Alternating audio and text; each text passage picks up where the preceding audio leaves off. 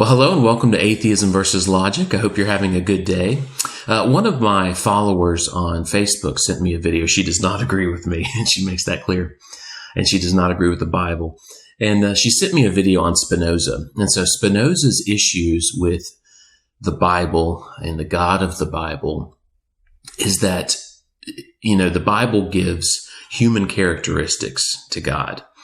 And of course, the Bible, well, it depends on what you read, but some verses talk about free will, and some verses talk about how, God chose us and that it wasn't our choice. And so, I think we really have to, for me as a Bible believer, I realize I can only comprehend so much. And so I hold two views that the Bible teaches, even though they seem contradictory. And then I'll just wait to see what, how those things work together whenever I do get to heaven, because I just realized there's, the Bible says that as the heavens are high above the earth, so are God's ways above our ways. And when you think about God being a hyperdimensional being and we are lower dimensional beings, that I realize there's things I won't understand until I get to heaven. And it's so exciting. That's one real exciting aspect of Christianity. And so first I want to talk about the giving human characteristics to God. You've got to understand that, you're probably very smart. There's probably things that you can comprehend, regarding math and science and physics that a lot of people won't be able to comprehend. And that's why I love atheists, because I am like you. I'm rational and skeptical. And so I think it is so important for atheists to grasp this idea that God is a hyperdimensional being. I think a lot of issues people have is because they do think about the sky daddy. And I try to, my magic sky daddy is what a lot of atheists, call God. And, that's why I'm trying to really help you guys understand that daddy, yes. He is my daddy, but he's a hyperdimensional daddy.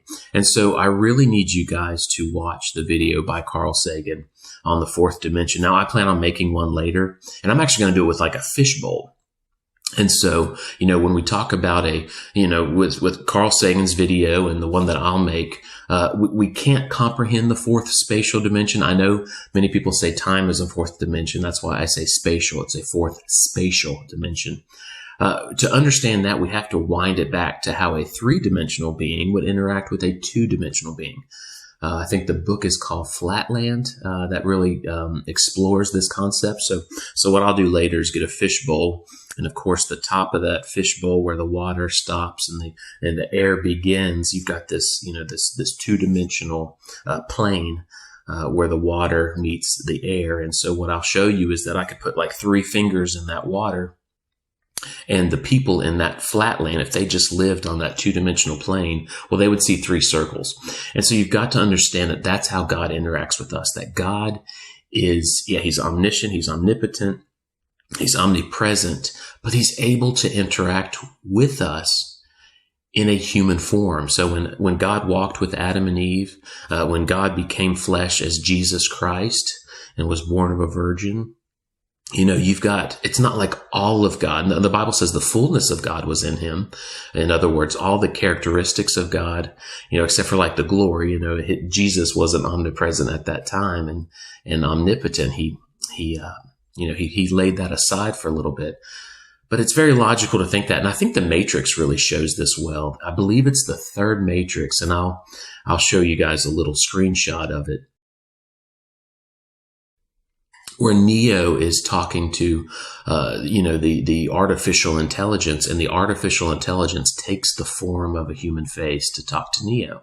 Well, that's how it is with God, that when God interacted with Adam and Eve, when God came in the flesh in the Old Testament, Jesus in the New Testament, Jesus showing himself to John the Baptist, the Apostle John, in the book of Revelation. Well, this was God taking on human characteristics to interact with us. So don't think that's strange. And again, you've got to understand this concept that God is a hyper-dimensional being, or else you guys are going to keep hitting a wall, and the idea of God is not going to be very plausible. Also, Spinoza says that Did I even say this was regarding Spinoza? I hope I did. So Spinoza's problems were, giving God human characteristics and free will, but regarding the human characteristics, study quantum physics again. There is more. There's more that's here than these three spatial dimensions. So again, watch that video by Carl Sagan on the fourth dimension. Hopefully what I just described about the fishbowl and that plane where the water meets the air. Imagine there's creatures living on that, and they can only see in two dimensions. They can't see up. They can't see down.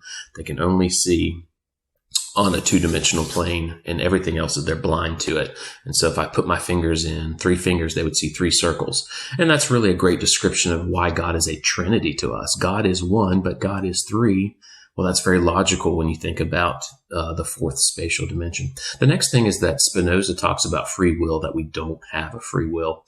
And, I do reject this. And I think the simple test that you can test this for yourselves is being thankful and being a complainer. You can choose right now. You can choose to be thankful for what you have or complain about what you don't have. I say this many times in my ministry page that I could easily divorce my wife. All I would have to do is focus on the things that I don't like, right? Nobody's perfect. And she could do things that bothers me. And all I have to do is think about that thing and let that be an issue for us. Or I could be thankful for my wife and thankful for all the good that she does and how great she is, right? And so think about that and practice that in your life. And think about the two total different directions your life would go if you were thankful, you focused on what you had instead of what you don't have, and how that changes your life, that changes your attitude, that changes your actions, that changes how you respond to people. Or you could focus on what you don't have and what you don't like in life, and you can be a complainer, and that will change your life. People will probably not want to be around you as much. You're not going to respond to issues in life the right way. And so think about that.